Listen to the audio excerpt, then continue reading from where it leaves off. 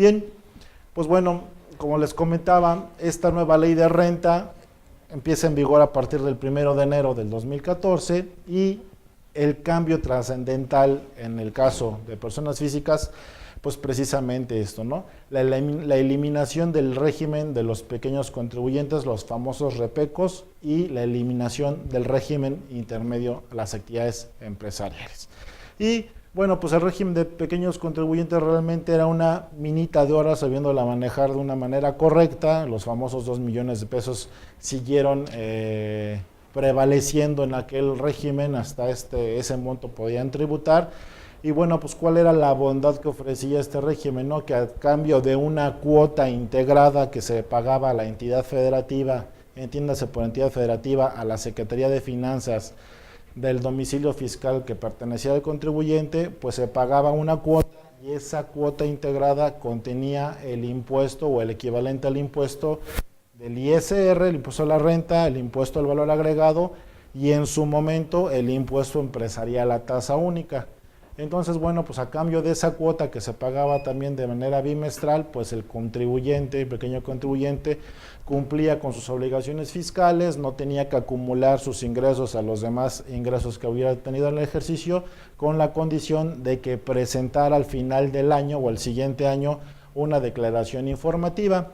Pero después, a través de reglas de carácter general o a través inclusive de la ley de ingresos, al repeco le decía: no te preocupes, no me presentes esa declaración informativa, aunque la ley te diga que la presentes, no me la presentes y no te voy a sancionar. Entonces realmente este régimen pues sí vino a cambiar la forma en cómo se tributaban, y ahorita vamos a ver más adelante en la exposición de motivos que hace el presidente cuando presentó su iniciativa de la ley del impuesto a la renta, cuáles son precisamente los motivos y el objetivo que buscó al reformar y eliminar estos regímenes y darle cabida al régimen de incorporación fiscal. Es necesario que hagamos un poco de historia para que comprendamos cuál es el objetivo del famoso RIF o del régimen de incorporación fiscal, porque de otro modo pues podemos tratar de enfocar, en opinión de un servidor, a ciertos contribuyentes cuya intención no es que tributen en RIF y llevarlos erróneamente en ese régimen, ¿no?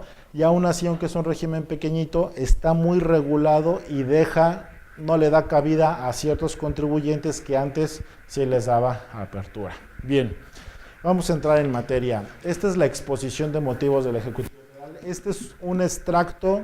Cada vez que el Ejecutivo presenta una iniciativa para reformar leyes, en este caso leyes fiscales, tiene que presentar la exposición de motivos para decirle al Congreso de la Unión, entiéndase la Cámara de Diputados y posteriormente a los senadores: oye, mira, yo quiero reformar la ley porque considero que estas son las condiciones en que opera, esta es la problemática y esto es lo que yo quiero reformar, ¿no? Entonces, aquí es donde está fundando y más bien motivando el por qué quiso hacer el cambio única y exclusivamente en régimen de incorporación fiscal, ¿no?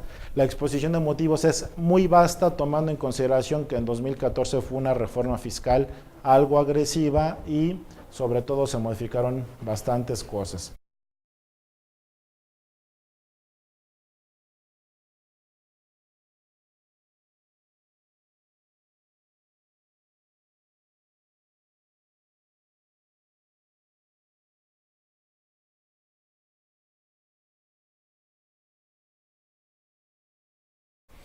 Seguimos con el artículo 111. ¿Quiénes pueden tributar en ese régimen? Bueno, pues aquí tenemos los 3 principales ingresos que pueden tributar en RIF. Obviamente ya señalamos que son actividades empresariales y tengo el tope o el candado de que no puedan excederme de estos 2 millones de pesos. Si yo obtengo ingresos porque compro y vendo bienes, estoy enajenando bienes, puedo ser RIF, por supuesto. Presto servicios que no son profesionales y a lo mejor son complementarios a esto, puedo tributar en el RIF, o realizo la renta de bienes muebles. Si yo rento bienes muebles, y esto es importante que sean bienes muebles, puedo estar en RIF porque eso es una actividad empresarial. Sin embargo, si yo rento bienes inmuebles, entiéndase una casa, un edificio, una nave industrial, una oficina, que sería el carácter de un bien inmueble, o un terreno baldío yo lo rento para estacionamiento o lo que ustedes gusten, entonces yo no puedo ser RIF, yo tendría que tributar en el capítulo 3 del uso goce temporal de bienes inmuebles, es decir, soy arrendador, pero como aquí son bienes muebles, el ejemplo que más gráfico que les puedo dar, por ejemplo, es renta de maquinaria. Yo rento maquinaria, una excavadora, un tractocamión. Por supuesto, es una actividad empresarial, o simple y sencillamente yo me dedico a dar banquetes y rento inflables, rento sillas, rento mantelería. Eso es una renta de un bien inmueble, y puedo tributar como RIF, ¿sale?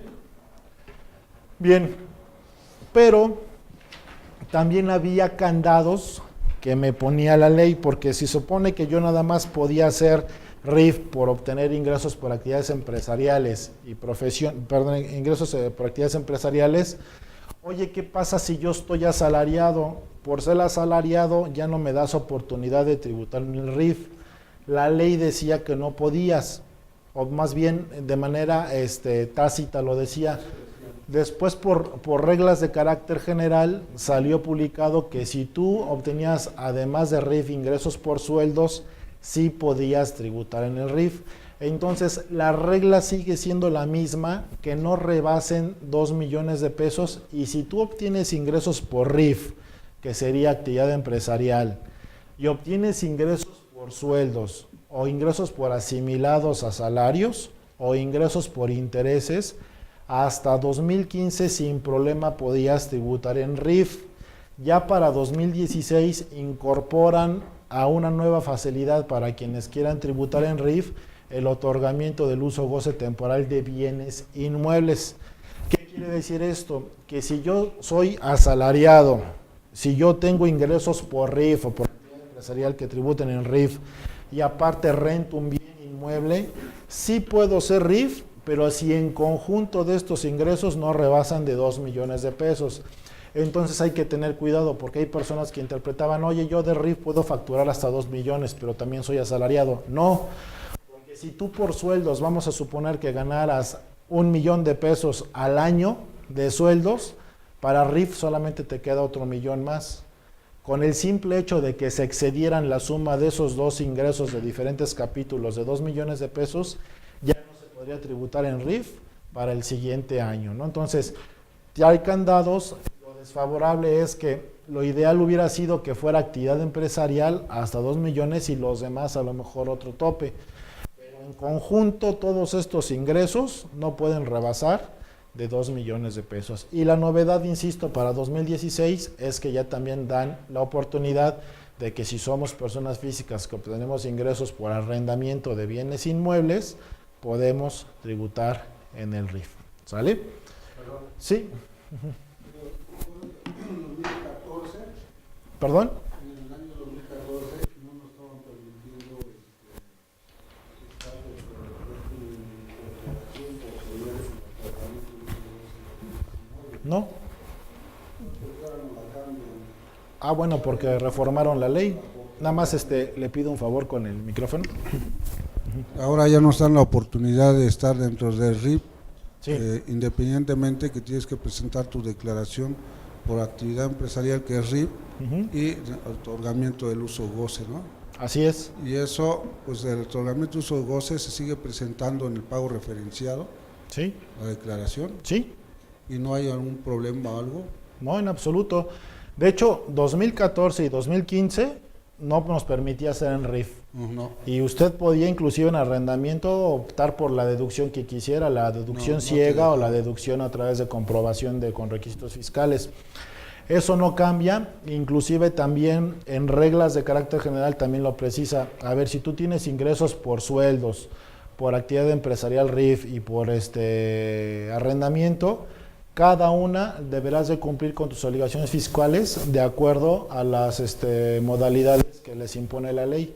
Es decir, cada una tendrá que presentar su declaración de pago referenciado, en este caso del arrendamiento, obviamente la actividad empresarial a través de RIF, a través de la modalidad de mis cuentas y sueldos y salarios. El patrón me tendrá que retener mes a mes y ya después yo le tendré que informar, ¿sabes qué? No hagas mi declaración anual porque yo como obtengo ingresos de otro capítulo, tengo la obligación de presentar mi declaración anual en el mes de abril. Y ahorita ya no hay forma de cómo tributar como RIF, pero también tengo arrendamiento.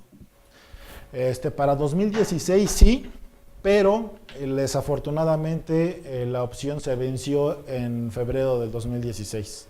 Se tenía que presentar un aviso en donde yo metía un caso a través de la página del SAT en mi portal, en donde yo le avisaba que tuve ingresos por arrendamiento y voy a optar por tributar en RIF para 2016. Hoy día, a esta fecha ya no. Inclusive hay algunas modalidades que vamos a ver más adelante que ya se vencieron, en donde yo podía avisarle al SAT que soy socio de una persona moral no contribuyente, pero por ese simple hecho no me saca del régimen. Pero yo tenía que haberlo hecho más tardar el último día de febrero.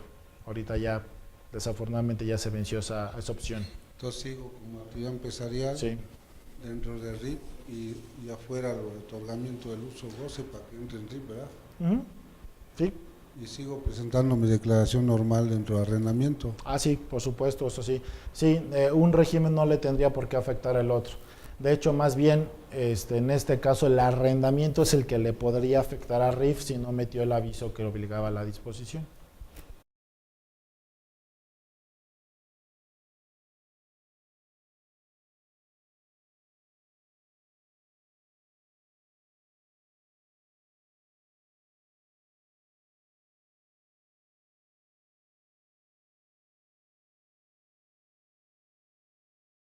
También me da opción a que yo disminuya la participación de los trabajadores en las utilidades pagada en el ejercicio, ¿sale?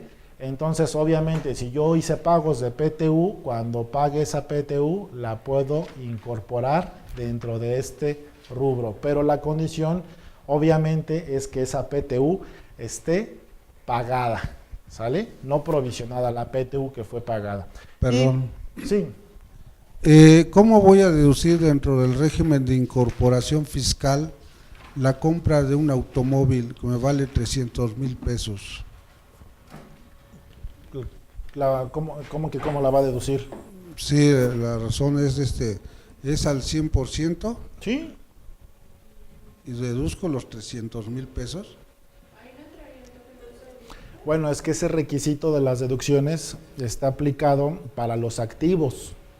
Sí, porque aquí, ese es un activo fijo. Pero aquí la ley les está dando la categoría de erogaciones. La ley dice que cuando ustedes vayan a deducir activos, tienen que respetar las reglas para activos. Y aquí no se deduce vía activo. Sino como gasto. Como erogación. Pero hablando de las deducciones. Hablando de las deducciones, en el caso de que la persona física adquiera un auto superior al importe límite de la deducción. De los 175,000. Bueno, en este caso son 130, ¿no? Para este ejercicio. No, ya son 175. Sí, de esto ya son 175. ¿Se va a respetar o no esa regla? Miren, la opinión de un servidor es que no. ¿Por qué? Porque el RIF tiene reglas diferentes. Hay contadores, hay colegas que sí, sabes que se van planos y hasta 175,000. Miren, por ejemplo, Uber, e inclusive con consultas que se han hecho en el SAT. Hay contribuyentes que para prestarle el servicio de Uber, pues compran un automóvil. Ese automóvil en muchas ocasiones con 175,000 pesos se compra un automóvil muy modesto. Entonces, por ejemplo, un cliente que tengo compró un Tida. Un Tida le costó más o menos como en el rubro de los 230,000 pesos. Y el propio SAT le dijo, sí, es perfectamente deducible, que se lo facturen a su nombre y lo deduce. O sea, ¿por qué?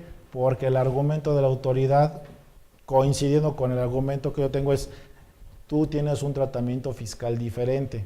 Tú deduces las erogaciones en base a este capítulo.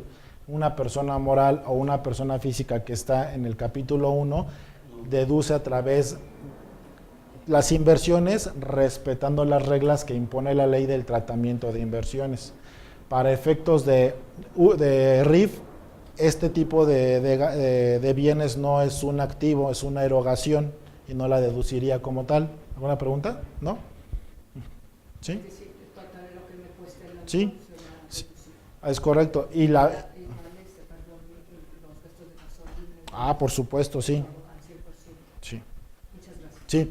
Y digo, y vamos a extrapolar los escenarios, ¿no? Porque también ha habido colegas que dicen, bueno, entonces, si un RIF compra un BMW de tantos, lo va a decir, bueno, ese BMW te va a ayudar a generar ingresos. ¿En qué sentido? Si yo compro un BMW de $1,000,000, mis ingresos van a ser de mucho más de $1,000,000 y en automático me voy a salir del RIF. Entonces, por eso les digo que el RIF está categorizado a un sector muy acotado de actividades comerciales. Entonces sí, la realidad es que lo puedes hacer a lo mejor hasta por estrategia y el RIF y lo sacas y lo facturas, etcétera, etcétera. Sí, pero realmente el RIF va a tener una vida fiscal muy pequeña porque lo vas a sacar muy rápido del régimen. Pero ¿qué pasa, por ejemplo, si yo nomás tengo ventas al público en general y compro un automóvil y es deducible al 100% dentro del RIF y mi IVA acreditable, el IVA se vuelve acreditable? Sí. Entonces, allí, ¿cuál sería el tratamiento? Porque yo vendo público en general, no estoy facturando a nadie. Entonces, cuando es público general, pues no estoy obligado a desglosar el IVA. Sí, está obligado a desglosar el IVA. La ley del IVA se reformó y aunque sea público en general, tiene la obligación de desglosarlo. La única forma en la que no tiene que desglosar IVA es si aplica uno de los decretos que vamos a ver más adelante. Okay. Ese es el único escenario en donde te dice no vas a desglosar ni IVA ni IEPS.